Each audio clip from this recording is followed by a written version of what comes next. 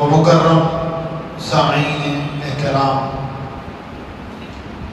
آج اللہ کی توفیق اور اس کی عنایت سے ہم نے 17ویں تراویح کو پڑھنے کی توفیق و سعادت حاصل کی، اور یہ تراویح ایک معنوں میں اللہ سے بات ہے، ایک معنوں میں اللہ سے بات ہے۔ کیسا؟ اللہ تعالیٰ نے حضرت موسیٰ علیہ السلام کو کوہ طور پر بلایا تورات دینے کے لیے، تو 40 دن تک روزہ رکھا ہے، پھر اس کے بعد تورات دی۔ لیکن یہ فضل ہے اللہ کا اور اس کے رسول کی ہم پر مہربانی اور عنایتیں ہیں کہ اللہ کے کلام کو ہم دن بھر روزہ رکھ رہے ہیں، پھر رات میں اللہ کا کلام سن رہے ہیں۔ دن بھر روزہ رکھ رہے ہیں، رات میں اللہ کا کلام سن رہے ہیں، اللہ سے بات کر رہے ہیں، اللہ سے بات کر رہے ہیں، سن رہے ہیں۔ قرآن فرماتا ہے وَإِذَا قُرِئَ الْقُرْآنُ فَاسْتَمِعُوا لَهُ وَأَنصِتُوا لَعَلَّكُمْ تُرْحَمُونَ۔ تم قرآن جب پڑھا جاتا ہے خاموش رہو، سنو اور خاموش رہو تاکہ تم پر رحم کیا جائے۔ قرآن جب پڑھتے ہیں نا اسے سنتے ہیں، لیکن ہمیشہ جب بھی قرآن پڑھا جاتا ادب سے، تاکہ اللہ کی رحمت آتی، رحم کیا جائے مطلب رحمت آتی قرآن پڑھے تو اللہ کیا ہونا، رحمت آتی، قرآن پڑھے تو اللہ کی رحمتیں اور عنایتیں آتی۔ تو ہم 20ویں پارے کی مختصر خلاصے کو سننے کی سعادت حاصل کر رہے ہیں۔ 2 دن کی ایک تعلیمی دورہ تھا جو ہمارے قابل قدر دوست، ان کی دعوت پر ہم بیان کرنے کے لیے گئے تھے۔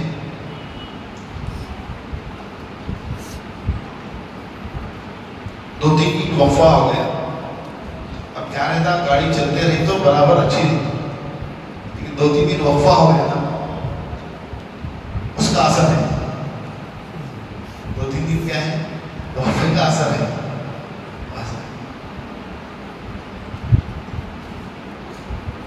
حالانکہ میں تھکا ہوا ہوں، 500 کلومیٹر کا سفر کر کے دوپہر نہیں آیا، پھر ادھر آیا، شوق پیدا کر، جیسے بریانی کھانے کا شوق ہے، حلیم کھانے کا شوق ہے۔ حلیم کھانا اگر دل بولا تو کہاں جاتے ہیں؟ سب سے پہلے حلیم کون سی اچھی ہے چوائس کرتے ہیں، انتخاب کرتے ہیں اس کو، کہاں کی اچھی ہے ٹیسٹ کرتے ہیں پہلے، پھر اس کا دعا کھاتے ہیں۔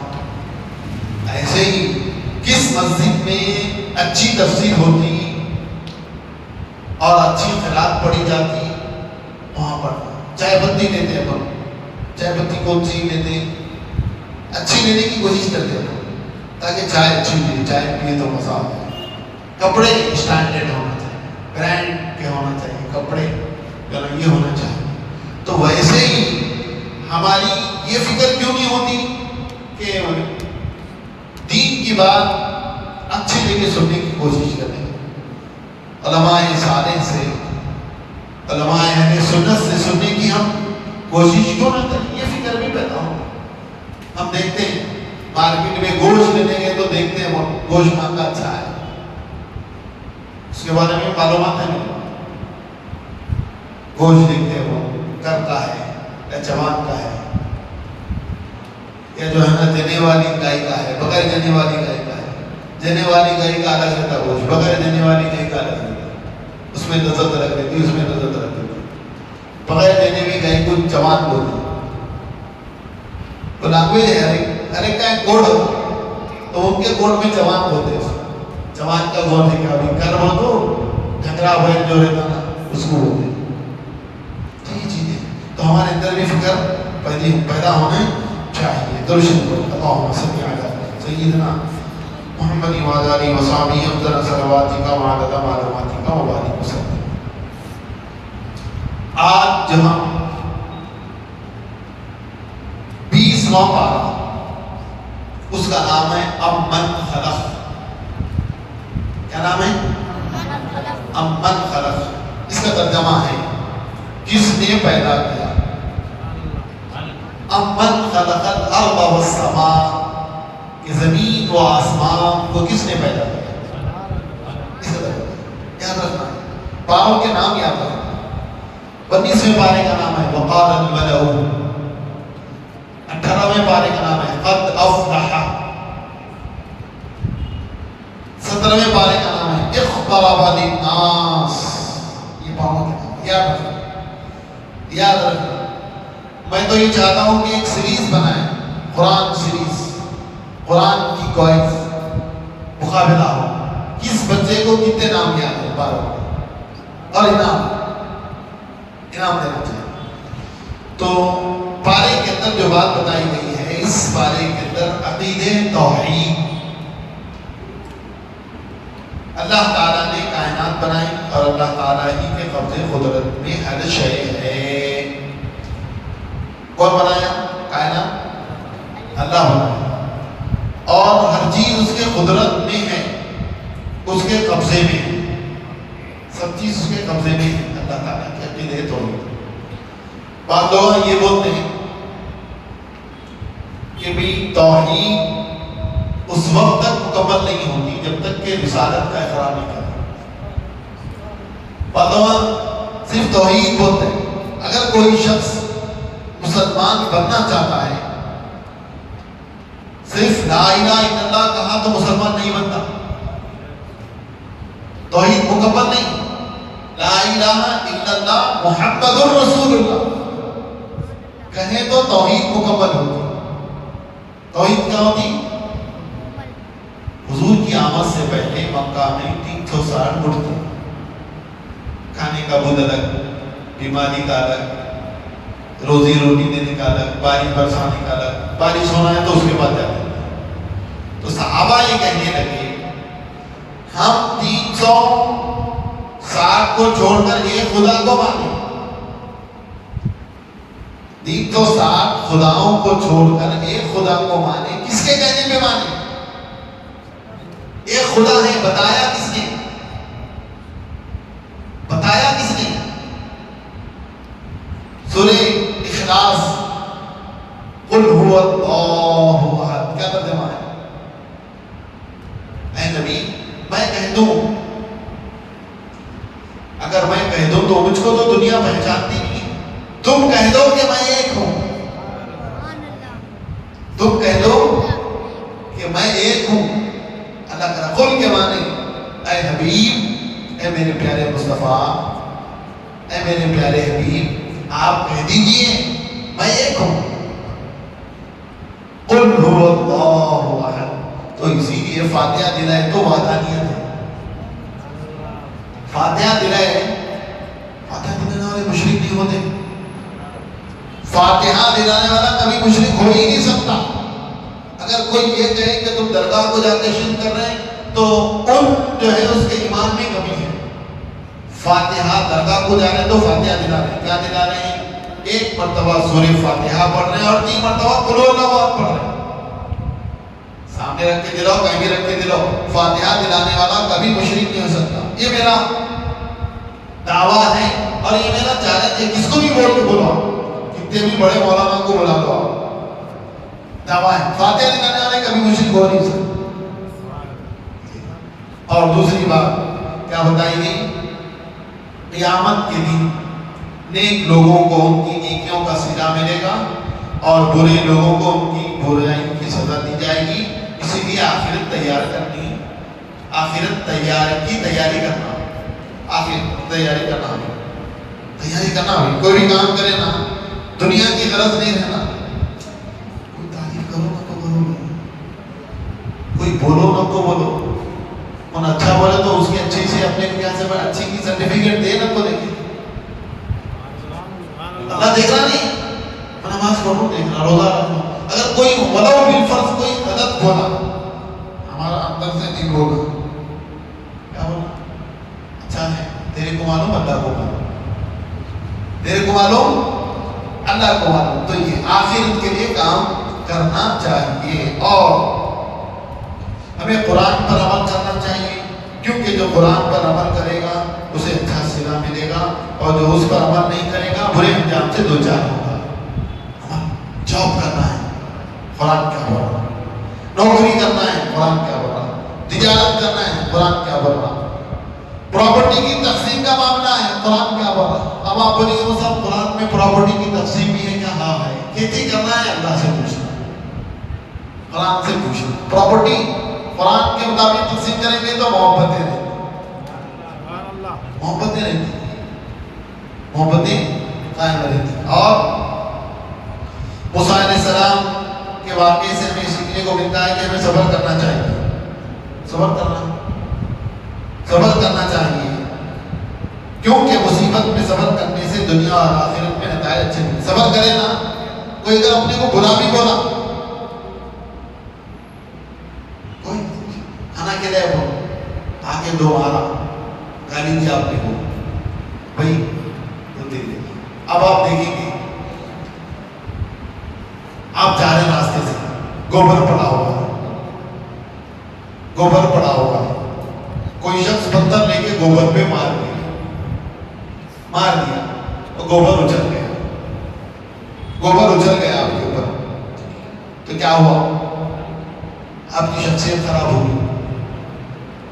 لیکن پھر آپ کیا کریں؟ وہی پتھر لے کے اس کو ماریں تو تم میں اور اس میں فرق نہیں رہتا.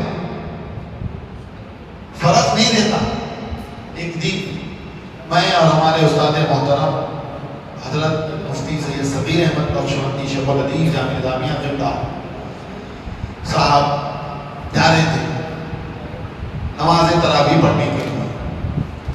جا رہے تھے، کیا ہوا؟ حضرت جا رہے تھے تو گھر کے سامنے سے ایک خاتون کیا کری، وہ جو پانی رہتا پانی پھینک.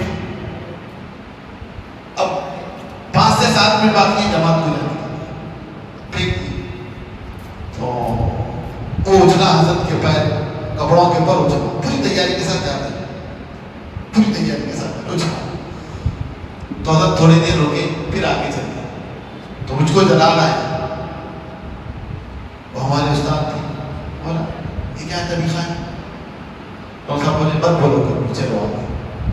ہم کو صبر کرنے کا موقع ملا، مسجد کو گئے تو پورا صاف کر دیے. یہ 5 منٹ دیر ہو گیا لیکن صبر کا موقع تو ملا.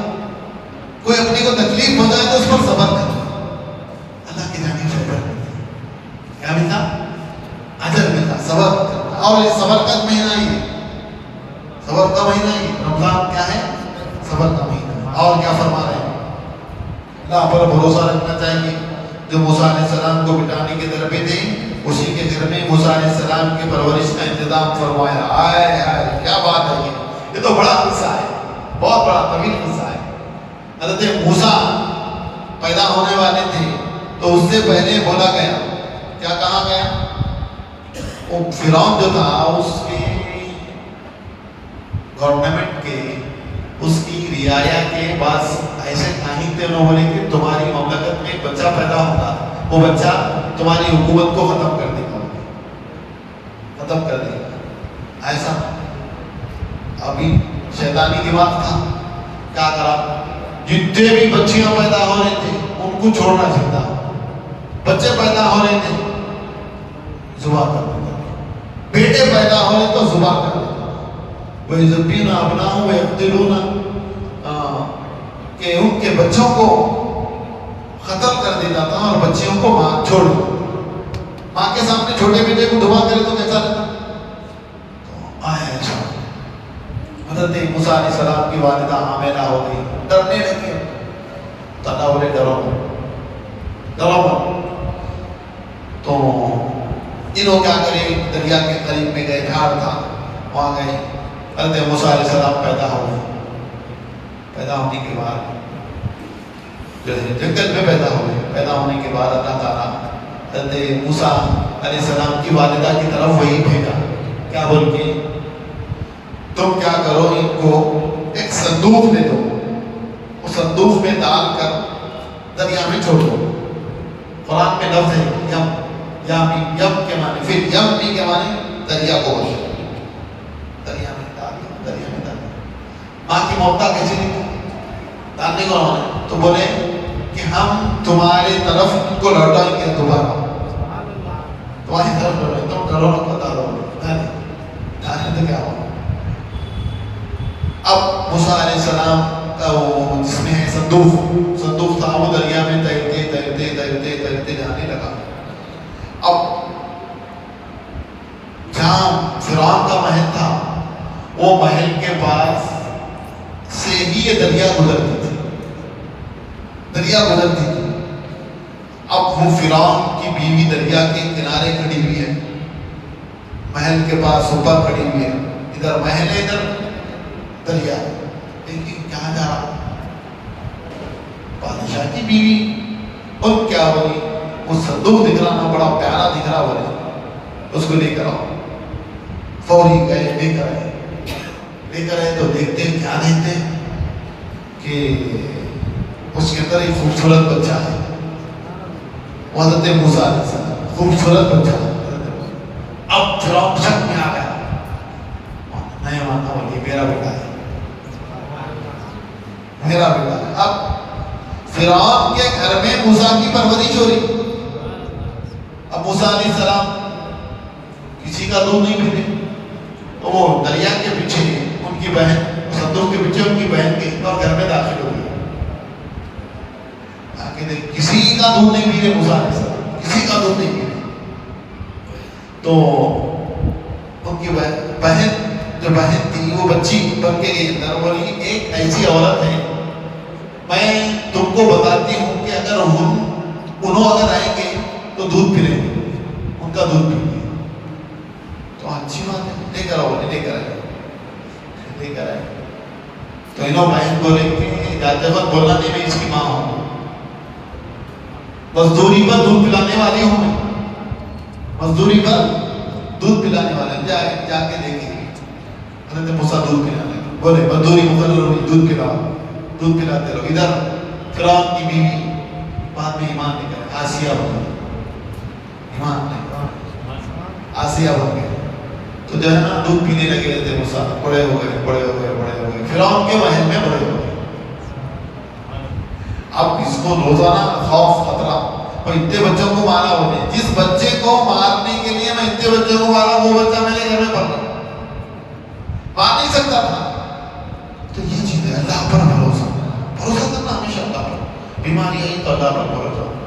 سو کچھ بھی ہو جائے اللہ سے اٹوٹ وابستگی رہنا چاہیے. اور کیا ہے، دعوت دیتے رہنا چاہیے. بھلے کوئی حق پر قبول کرے یا نہ کرے، بولتے رہنا.